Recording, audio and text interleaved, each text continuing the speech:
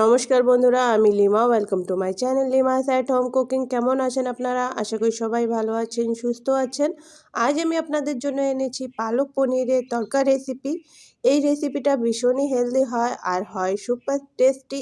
একবার এই রেসিপিটা তৈরি করলে ছোটোর থেকে বড় সবাই চেটেপুটে খাবে। তাহলে চলুন রেসিপিটা শুরু করি। তার জন্য আমি এখানে কড়াইতে জল গরম বসিয়ে দিয়েছি আর এখানে দিয়ে দিচ্ছি 500 পালং শাক। আর ওজনে মাপলে এটা 500 হবে, মানে আধা কেজি। আর এখানে তার সাথে দিয়ে দিচ্ছি কিছুটা ধনে পাতা এভাবে ডাঁটি শুধুই দিয়ে দিলাম, বড় বড় ডাঁটি আছে, শুধুই দিয়ে দিলাম সব কিছু একসাথে। আর এখন এটাকে আমি ঢাকনা দিয়ে 5 মিনিটের জন্য সেদ্ধ করে নেব। মানে একবার একটু ভালো করে ফুটে উঠলে তখনই বন্ধ করে দেব।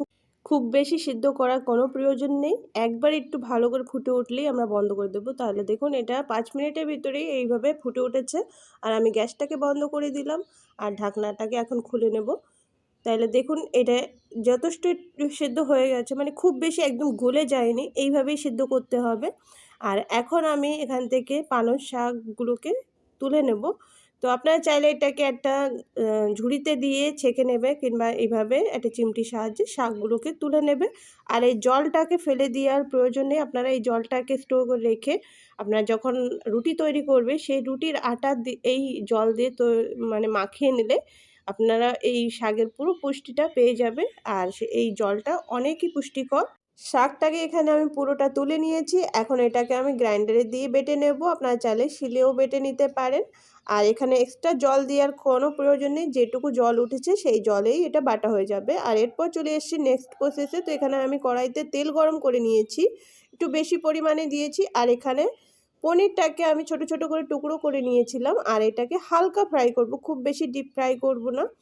আর বেশিরভাগ কিন্তু যখন পালক পনিরের রেসিপিটা আপনারা দেখবেন তো সেখানে পনিরটাকে কাঁচাই ইউজ করা হয়, কিন্তু আমি এটাকে হালকা ফ্রাই করে নিচ্ছি, যা মানে শুধুমাত্র এই পনিরের কাঁচা যে ভাবটা থাকে, যে কাঁচা গন্ধটা থাকে সেটা চলে যাবে, এইভাবেই ফ্রাই করে নিচ্ছি। আর এখন দেখুন আমি এটাকে তুলে নিচ্ছি। 2 থেকে 3 মিনিটের জন্য এটাকে ফ্রাই করলাম আর একদম কালার চেঞ্জ হয়নি, হালকা লালচে লালচে কালার চলে এসছে। তো এইভাবেই আমি তুলে নিয়েছি। আর বেঁচে থাকা তেলের থেকে আরেকটু তেল আমি তুলে রেখেছি 1 হাতা মতো। আর বাকি সামান্য তেলে আমি এখানে 1/2 চামচ মতো জিরে ফোড়ন দিয়ে দিলাম, জিরেটাকে একটু পুড়তে দেব।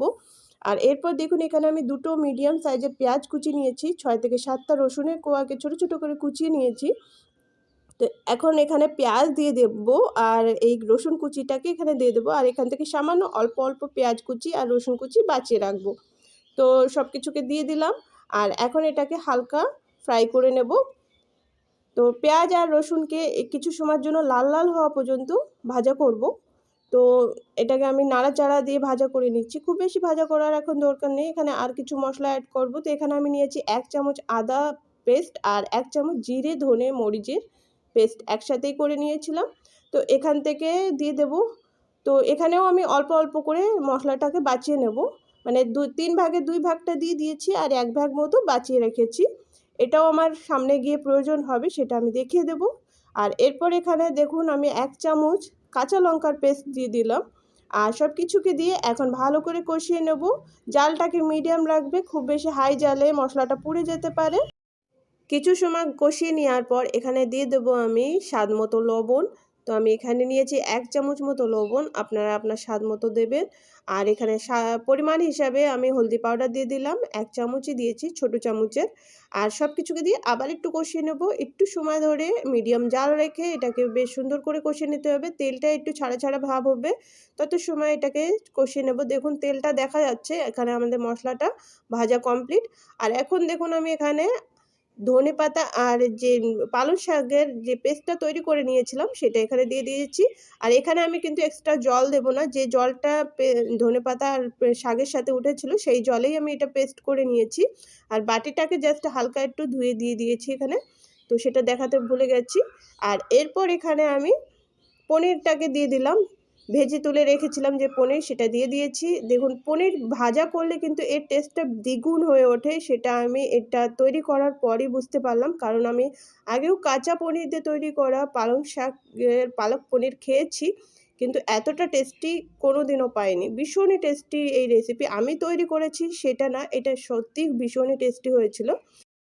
তো পনিরটাকে মিক্স করে দেওয়ার পর 2 থেকে 3 মিনিট মতো এটাকে রান্না করতে হবে, খুব বেশি সময় রান্না করার প্রয়োজন নেই। এখন গ্যাস থেকে ওটাকে নামিয়ে রাখবো।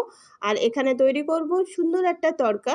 তো এখানে আমি তড়কার প্যান বসিয়ে দিয়েছি। আর যে তেলটা আমি তুলে রেখেছিলাম পনির ভাজা করার পর, সেই তেলটা এখানে ইউজ করলাম। তো এখানে অল্প করে তেল দিয়েছি আর একটা শুকনো লঙ্কা ভেঙে দিয়ে দিলাম, আর হাফ চামচ কালো জিরে ফোড়ন দিলাম।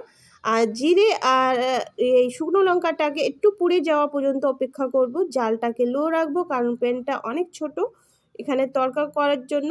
আর এরপর এখানে রসুন কুচিটা দিয়ে দিলাম, আর যে পেঁয়াজ কুচি ছিল সেটাকেও দিয়ে দিলাম। আর এটাকে ভালো করে সতে করে নেব, মানে ভালো করে ভাজা করে নেব।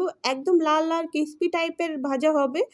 আর দেখুন এটা লালচে লালচে মতন হয়ে যাওয়ার পর বাকি যে মশলাটা বাঁচিয়ে রেখেছিলাম, আদার পেস্ট আর জিরে ধনে গোলমরিচের পেস্ট এখানে আমি দিয়ে দিলাম। আর এটাকে হালকা একটু ভাজা করে নেব। একটু যখন তেল ছাড়া ছাড়া হয়ে যাবে তত সময় পর্যন্ত এই তরকাটাকে ভালো করে ভাজা করে নেব। এটা আমাদের কমপ্লিট। এখন চলে যাব ডাইরেক্ট শাকের ভিতরে এটাকে দেওয়ার জন্য। তো পালক পনিরে আমি এটাকে অ্যাড করে দিচ্ছি। আর এখন এটাকে আবার গ্যাসটাকে হালকা মিডিয়াম জালে অন করে দিয়ে এটাকে ভালো করে মিক্স করব। 1 মিনিটের জন্য জাস্ট লাগবে, অন করে দিতে হবে 1 মিনিটের জন্য। তরকাটাকে মিশিয়ে দেওয়ার পরই আমাদের এটা পুরোপুরি কমপ্লিট হয়ে যাবে। তো তরকাটাকে ভালো করে মিশিয়ে দিলেই এটা পুরোপুরি একদম রেডি খাওয়ার জন্য। দেখুন তরকা মিশিয়ে দেওয়ার পর এটার কালারটা অনেকটাই চেঞ্জ হয়ে গেছে, কতটা টেস্টি লাগছে। আর এরপর এটার টেস্টটাকে আর সামান্য একটু চেঞ্জ করার জন্য, আরও একটু দ্বিগুণ বাড়ানোর জন্য আমি এখানে সামান্য একটু চিনি ইউজ করেছি। আপনারা যদি চিনি খান তাহলে ভালো, নাহলে আপনারা স্কিপ করে দিতে পারেন। তো আমি এখানে সামান্য একটু চিনি দিলাম আর এটাকে মিক্স করে দিলাম। আর গ্যাসটাকে এখন করে দেব বন্ধ। আর এটাকে পরিবেশনের জন্য নিয়ে যাব। এটা একদম পুরোপুরি কমপ্লিট, আর কিছুই লাগবে না, জাস্ট অ্যামেজিং। আর এটাকে আপনারা পরোটা, ভাত কিংবা রুটি যে কোনো কিছুর সাথে খুবই মজা করে খেতে পারেন। আর ভীষণই হেলদি হবে, আর যেমন হেলদি তেমনই টেস্টি। একবার অবশ্যই ট্রাই করবেন, ভালো লাগলে লাইক করে দেবেন। আর আমার চ্যানেলকে সাপোর্ট করতে, চ্যানেলকে সাবস্ক্রাইব করতে একদমই ভুলবেন না। আর আমার সাথে এত সময় থাকার জন্য আপনাদের সকলকে জানাই অনেক অনেক ধন্যবাদ। দেখুন কতটা সুন্দর টেক্সচার এসছে আর ভীষণই টেস্টি। আমি এটাকে না খেয়ে আর থাকতে পারলাম না। তো এখানে আমি টেস্ট করেই ফেলছি। তো আপনারা অবশ্যই ট্রাই করবেন, ভালো লাগবে। ধন্যবাদ। দারুণ টেস্টি।